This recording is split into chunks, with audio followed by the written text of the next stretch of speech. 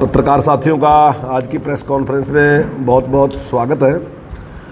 अभी दीपेंद्र हुड्डा जी यहाँ पे प्रेस कॉन्फ्रेंस करके गए और वैसे भी पूरे प्रदेश में उन्होंने एक अभियान चलाया और वो पूछ रहे हैं कि भाई भारतीय जनता पार्टी ने का जो 10 साल का शासन है वो उसमें जवाब देंगे उन्होंने क्या क्या काम किया, विकास के क्या काम किए। तो उसी के लिए आज मैं आपके सामने मुखातिब हूँ कि कुछ मोटे मोटे काम, क्योंकि अगर सारी बात कही जाएगी तो मेरे ख्याल के शायद वो ना छप सकती है और ना ही आप दिखा सकते हैं, क्योंकि वो बहुत ज़्यादा है। लेकिन कुछ मोटे मोटे काम मैं आपके सामने अभी गिनाने लग रहा हूँ कि क्या क्या काम भारतीय जनता पार्टी की सरकार ने किए हैं।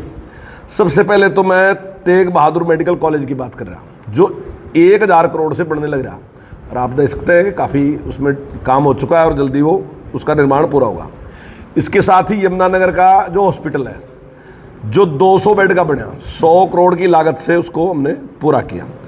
ऐसे ही यहाँ पर एक एक्सप्रेस हाईवे बन रहा है यहाँ से कैल से लेके कलेसर तक, 1200 करोड़ की लागत का है जिसपे बहुत तेज़ गति से काम चल रहा है।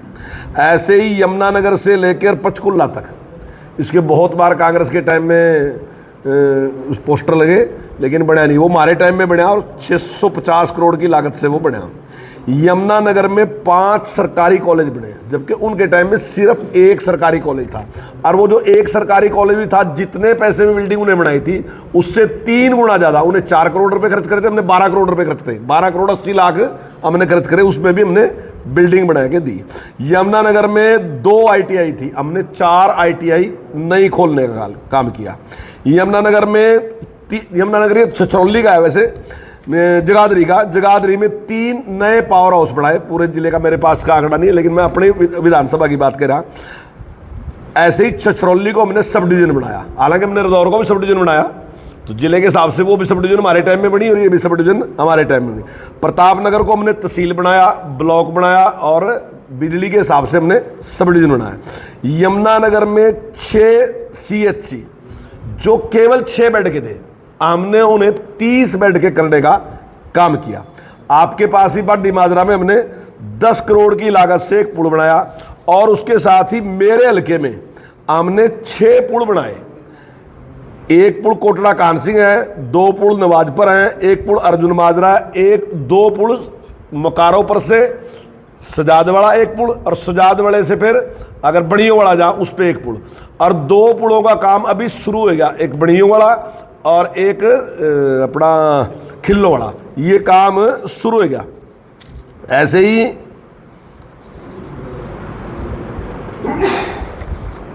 100 करोड़ की लागत से जो कॉलोनियां बसी उनमें पानी देने का काम और सीवरेज का काम मैंने 100 करोड़ की लागत से किया।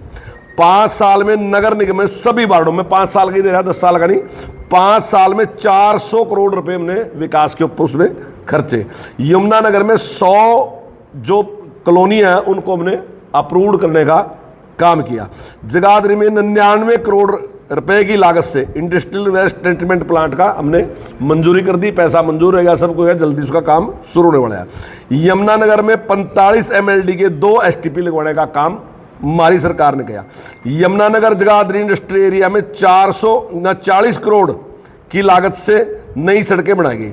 जगाधरी बस स्टैंड से यमुनानगर बस स्टैंड तक 4 लाइन सड़क बनाने का काम हमारी सरकार में है। बिलासपुर में नया सचिवालय बनने का काम हमारी सरकार में है। रदौर सरस्वती नगर, बिलासपुर, प्रतापनगर में नए बस स्टैंड बनने का काम भी हमारी सरकार में है। यमुनानगर जगाधरी से वाताकट AC बसें जो हैं वो चलने का काम हमारे टाइम में आ। 20 करोड़ की लागत से यमुनानगर जगाधरी रेलवे स्टेशन का नवीनीकरण हमारे टाइम में अब होने लग रहा है, ये भी अब होया। और यमुनानगर में 800 मेगावाट का 8800 करोड़ रुपए की लागत से जो थर्मल प्लांट है उसका अभी माननीय प्रधानमंत्री जी ने उसका शिलान्यास किया, जल्दी उस पर सारा का सारा काम होगा, तो वो सारे के सारे काम हमारे टाइम में है। अभी मेरे किसी पत्रकार साथी ने दीपेंद्र हुड्डा जी से ये बात पूछी थी कि कंवरपाल ने बार बार ये बात कही कि आप 5 काम ऐसे बताओ जो जिले के लिए किए, लेकिन वो कोई बता नहीं सके। वो केवल एक काम बता रहे, thermal plant. Thermal plant Yamunanagar जिले के लिए नहीं है, थर्मल प्लांट पूरे हरियाणा के लिए है। जो भी उसमें बिजली बढ़ेगी तो वो वो सारी की सारी ग्रिड में जाएगी और ग्रिड में से ही फिर हमारे पास वो वापस आएगी, जो हमारा शेयर होगा वही वापस आएगा। काम बताए मैंने अभी आपको जो काम बताए तो मेरा ख्याल के 1 2 3 4 लगभग 25 से ज़्यादा हैं। मैंने 25 की बात की थी कि वो 5 कहें, हम 25 बताओगे। मैंने आज आपको 25 की सूची दे दी, तो अगर दूसरी बार वो आवा तो आप उनसे 5 की सूची ले लियो कि कौन से 5 काम उन्होंने किए, वो सूची दे दे 5 की। अगर उन्होंने 5 की दे दी तो अगली बार में 50 की सूची आपने फिर दे दूंगा, क्योंकि इतने काम है कि मैं समझता हूं कि आपको भी दिखाने के लिए मुश्किल होगी। एक उन्होंने आरोप लगाया अवैध माइनिंग का, तो मैं पहले उनसे पूछना चाहता हूं कि उन्होंने माइनिंग पे रोक क्यों लगाई, बंद क्यों करा माइनिंग। जब उनकी सरकार थी तो उनकी सरकार ने माइनिंग के ऊपर रोक लगाई दी। वो उसका कारण बताया कि क्यों रोक लगाई थी। सभी नियमों को एक तरफ रख दिया, गैर कानूनी तरीके से उन्होंने जबरदस्ती अपने दबाव में देके और डीसी से कह के वो सारे की सारी पे सील लगवा दी। आप शायद कल्पना नहीं कर सकते कि क्या हालत रही होगी। एक जिस आदमी का स्टोन कैसर है उसके ऊपर सील लगा दी, उसका जो फिक्स चार्जेज है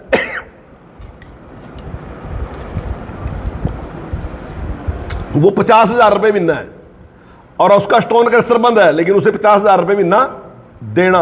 उसने वहां के रखवाली वास्ते भी रखना और काम भी रखने, यानी कि 1 महीने में 1 लाख रुपया उसने खर्च करना पड़ रहा, लेकिन क्रैशर वो चला नहीं सकता। क्यों नहीं चला सकता? क्योंकि सरकार नहीं चाहती कि वो क्रैशर चलावे। क्यों रोक दिया?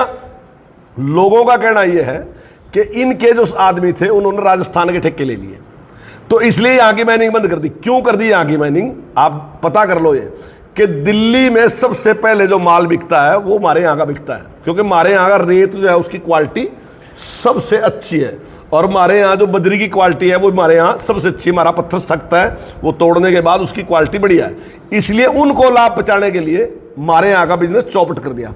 शायद आप कल्पना नहीं कर सकते कि माइनिंग बंद होने के क्या परिणाम होते हैं। मैं आपको छोटे में एक बात बता रहा, हमारे यहाँ एक सेवाराम है, कटकौली गाँव का है, मोची है वो।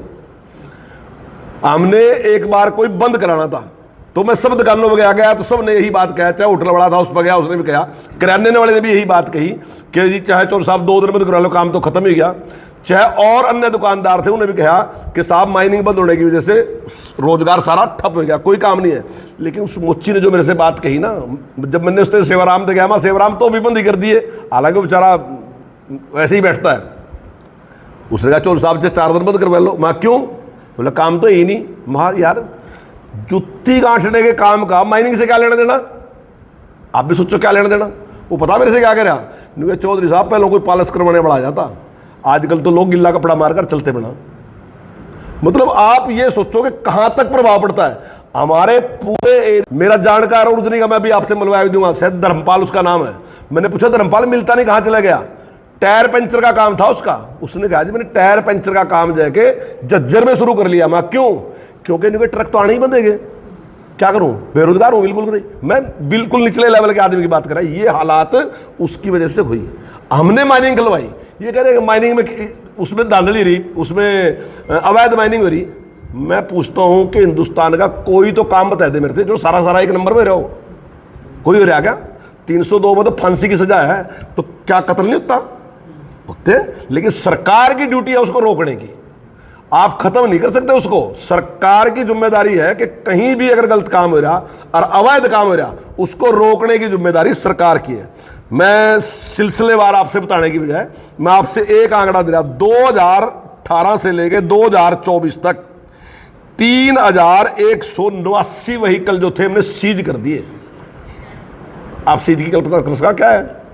यानी कि एक ट्रक जब सीज होता है उसके ऊपर 5 लाख का फाइन है। हमने 3189 जो व्हीकल थे उसमें ट्रैक्टर ट्रैली भी थे और उसमें उसका फाइन कम है।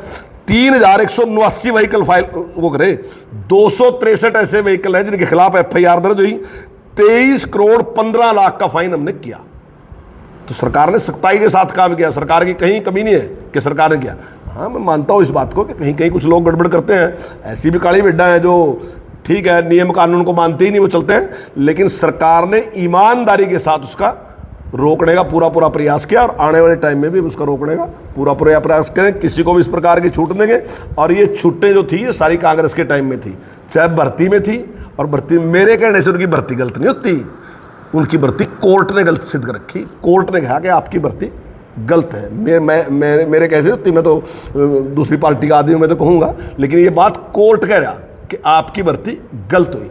तो जो पहले काम किए उन पे कोर्ट ने कहा कि गलत है। लेकिन हमारी सरकार में इन 10 साल में कोई भी एक सिंगल आरोप भी ऐसा नहीं है, समाज में भी कई आरोप नहीं। और 10 साल पहले जब उनकी सरकार थी तो हर चौपाल में बैठने वाला आदमी ये कहता कि भाई मेरा लड़का नहीं लग सकता क्योंकि मेरे पास ना सिफारिश है ना मेरे पास पैसे हैं। आज आप किसी बस्ती में गरीब आदमी से जाकर बात करियो, वो भी ये कहता है कि साहब मेरा बच्चा इंटेलिजेंट है, 100% लगेगा। मैं इसी जिले में आपको 10 बच्चे ऐसे मिलवा सकूं जिन्होंने 3-3 नौकरियां ज्वाइन करी, पहली छोड़ दी, दूसरी ज्वाइन कर ली, दूसरी छोड़ दी, तीसरी ज्वाइन कर ली, अच्छी नौकरियां ज्वाइन कर ली। 10 बच्चे मारे जिले में मिल जाएंगे। मारे जिले में तो बहुत कम नौकरी पे हैं। और अगर आप भिवानी साइड में जाओगे, रोहतक साइड में जाओगे, हिसार साइड में जाओगे तो वहाँ बच्चे, महेंद्रगढ़ जाओगे तो वहाँ ज़्यादा बच्चे ज्वाइन नौकरी में हैं। मामले में यही था कि लोगों को ये लगता था कि डेवलपमेंट हमारी नहीं होने की, डेवलपमेंट तो वहाँ होगी जहाँ राज है। आज कोई 90 हल्कों में एक हल्का भी ये बात नहीं कह सकता कि हमारी डेवलपमेंट नहीं होगी। उन्हें पता कि अगर मेरी जरूरत है और मैं सरकार से कहूँगा तो सरकार उस काम को करेगी। तो इस तरीके से सरकार ने इन 10 साल में जो काम किए, मैं छोटी सी एक, जैसा उन्होंने हिसाब मांगा तो मैं समझता था कि मेरी ड्यूटी है कि मैं आपके सामने आकर, क्योंकि आप ही एक ऐसा माध्यम है जिसके माध्यम से उन तक भी बात जा सका और जनता तक भी जा सका। हालांकि मैंने ये भी कहा है कि अगर कांग्रेस चाहे तो वो एक जगह भी प्रोग्राम कर सकती है, वो ये सारे सवाल हमारे से पूछ सकते हैं, हम सारों का जवाब देंगे। विधानसभा में तो देंगे जवाब, पर हम जनता के बीच में भी जवाब देने के लिए तैयार है। वो कभी प्रोग्राम रखे हम जवाब देंगे। देखिए, अब जिद पकड़ ली किसी बात की ना जी, एक मतलब ये तो सबको पता। आप किसी भी आम आदमी से कहीं गांव में जाके, आप पत्रकार हैं, आप पूछो कि भाई आपको लगता है कि सरकार के टाइम में काम हुए, तो हर आदमी भी ये बात कहेगा कि सरकार में इतने काम हुए, इतने आज तक किसी सरकार में नहीं हुए। लेकिन जिसने आलोचना करनी और अपने जो पाप थे उन्हें छुपाने, तो वो कुछ ना कुछ तो कहेंगे। देखिए, मैं मानता हूं कि हम 5 सीटें हारे हैं, लेकिन हमारा 5% वोट बढ़ा। इसका कारण ये है कि वो इकट्ठे, तो वो भी एक कारण है कि वो इकट्ठे, हम अकेले थे चुनाव लड़ने वाले, हमारा वोट नहीं घटा है। और आने वाले टाइम में निश्चित तौर से परिणाम अच्छा है। हाँ, देखिए, वैध माइनिंग में वो तो मैंने तो अपनी बात कह दी, चाहे उनके भी लोग होंगे यहाँ भी जो लोग करते हैं, जो कुछ गड़बड़ जो काम करते हैं ना जी, तो वो भी इधर उधर सारे होते हैं। मैं किसी का नाम नहीं लेता कि कौन पकड़ा गया कौन नहीं पकड़ा गया, लेकिन मैं दावे के साथ कहता हूं कि सरकार ने ईमानदारी से रोकने का प्रयास किया। हॉस्पिटल बहुत अच्छा बना है, बहुत बड़ा बना है। यदि आप इसमें भी मैं आपसे कहूँगा कि आप एक बार उसमें सिविल हॉस्पिटल में भी जाएँ। अगर आज ओपीडी है हमारी, पहली सरकार से 2 गुना से ज़्यादा ओपीडी हमारी है। मैं इस बात से सहमत हूँ कि डॉक्टरों की कमी है, लेकिन एक समस्या ये है कि डॉक्टर इतने मिलते नहीं। जितने पिछली सरकार में डॉक्टर थे उससे 2 गुना से ज़्यादा डॉक्टर हमने आज की तारीख में है, 2 गुना से भी ज़्यादा है डॉक्टर इस टाइम जो हमने रखे डॉक्टर। लेकिन फिर भी आज भी डॉक्टरों की समस्या है कि डॉक्टर मिलते नहीं हैं। सर, उसकी बिल्डिंग भी गिर रही है, उसकी टाइलें भी गिर रही हैं, ये मुद्दा नहीं, देखिए, 1-2 जगह अगर कहीं इस प्रकार की है, अगर कोई कमी है तो उसको ठीक कराएंगे, और अगर किसी की गलती है तो उसके खिलाफ कार्रवाई करेंगे। कुछ जो नई टेक्निक हम अपनाते हैं ना, जो कुछ उसमें खामियां रह जाती हैं। हमने एक नई टेक्निक ली, उस पर हम काम कर रहे थे, लेकिन उसमें खामियां रही थी कि ऐसा था जो बहुत टाइम से अप्रूव्ड थी, लेकिन टेक्निकल गड़बड़ की वजह से वो अनअप्रूव्ड दिखाई दी। तो उसको हम ठीक कर रहे हैं, आने वाले टाइम में वो समस्या नहीं रहेगी। नहीं, देखिए, जो बार बार कांग्रेस सवाल ठहरी ना जी रोजगार देने के मामले में, हम कांग्रेस के मुकाबले में बहुत ज़्यादा है। और हमने ये कह दिया कि जब तक चुनाव होगा तब तक हम कांग्रेस से 2 गुना रोजगार दे देंगे। यानी कि उन्हें 80,000 उन्होंने दिए तो हम 1,60,000 तक पहुँच जाएंगे।